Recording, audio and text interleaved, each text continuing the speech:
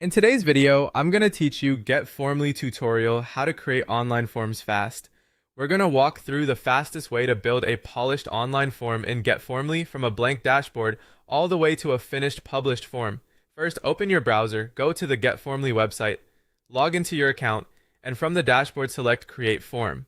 Once you're inside, you'll usually see a few different ways to start building. If the AI form builder is available, choose that option.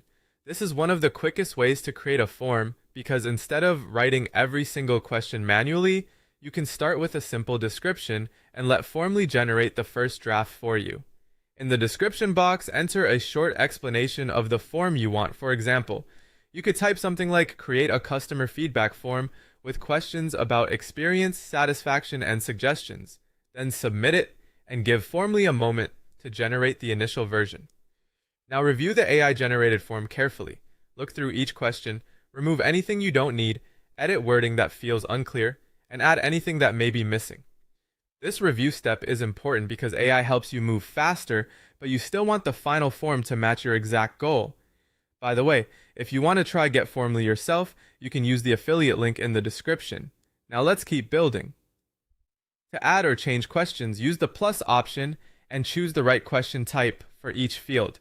Common choices include short text, long text, email, multiple choice, drop down, and rating.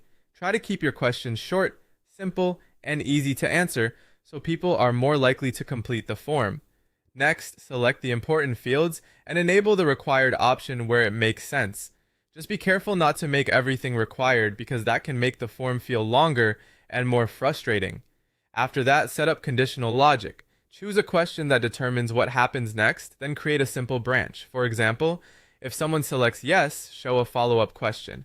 If they select no, skip it. This helps respondents see only the questions that matter to them. Now open the design or customization section. Pick a layout or theme, add a logo if needed, and adjust the colors to match your brand or project. Keep the design simple so you spend more time building the form than decorating it. Then add a short welcome message, explaining what the form is for and what people can expect. Also customize the thank you message with a simple confirmation that lets respondents know their submission was received. Before publishing, click preview and complete the form from beginning to end. Check the wording, formatting required fields, and conditional logic. Then submit a sample response, go back to the dashboard, open the results section, and confirm the test entry was recorded. Once everything looks good, click Publish and copy the form URL so you can share it with your audience.